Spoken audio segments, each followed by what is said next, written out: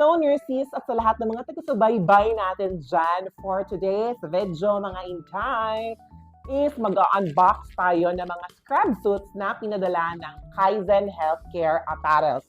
Yes, of course, you heard it right. Nagpadala po sila ng mga scrub suits. Actually, nagpadala sila ng dalawa. At saka, itong isa is in order ko sa kanilang TikTok shop kasi I find out nag-release sila ng bagong designs.